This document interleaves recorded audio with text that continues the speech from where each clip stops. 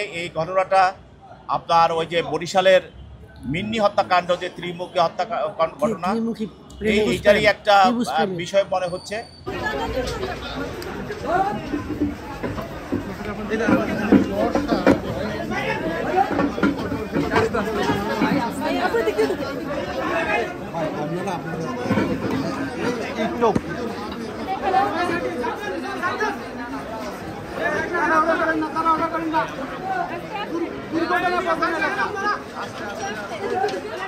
এখনো প্রাথমিকভাবে মনে হচ্ছে যে এই ঘটনাটা আপনার ওই যে বরিশালের মিন্নি হত্যাকাণ্ড, যে ত্রিমুখী হত্যা ঘটনা, এইটারই একটা বিষয় মনে হচ্ছে।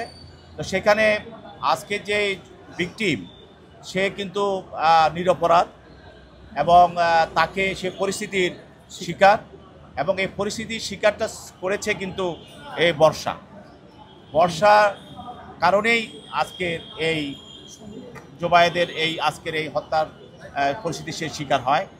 এবং তার বর্ষার কারণেই সে মাহিরকে এই হত্যায় পরিচিত করে এবং তার বন্ধুদেরকে পরিচিত করে। এতে এই ঘটনার প্রাথমিক অবস্থাতে আমরা এটা বুঝতে পারছি।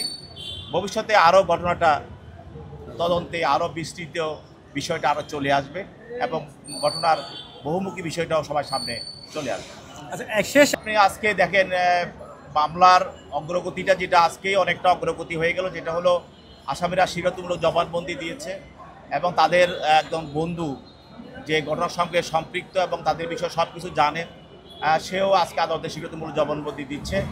তাতে এই মামলার আমরা মনে করছি যে অনেকাংশেই তদন্তকারী কর্মকর্তার তদন্তের বিষয়টা, এই মামলার বিষয়বস্তু চলে আসতেছে এবং ভবিষ্যতে আরও ঘটনার সঙ্গে কারা কারা জড়িত, কীভাবে আছে, আরও অন্যরা জড়িত আছে কিনা সেগুলো তদন্ত করে দেখে খুব স্বল্প সময়ের মধ্যে এই মামলায় তদন্তকারী কর্মকর্তা তার পুলিশ রিপোর্ট প্রদান করতে পারবেন বলে আমরা আশা রাখছি।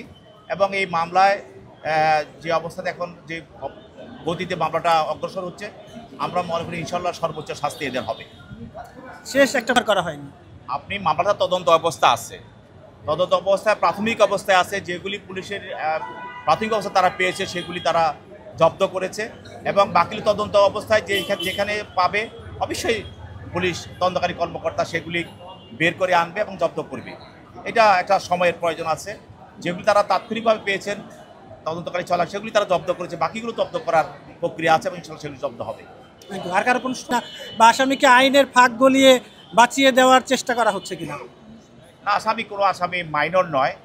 আসামিকে ফাঁক দিয়ে বের করার কোনো প্রচেষ্টা আশা হবে না, কারণ আইনের গতিতে চলবে এবং তদন্তকারী কর্মকর্তা তদন্ত করেই প্রাথমিক অবস্থাতে অনেক কিছু আদালতের সামনে নিয়ে আসছে এবং জাতিকে, দেশবাসীকে অনেকটা আশ্বস্ত করতে পেরেছে।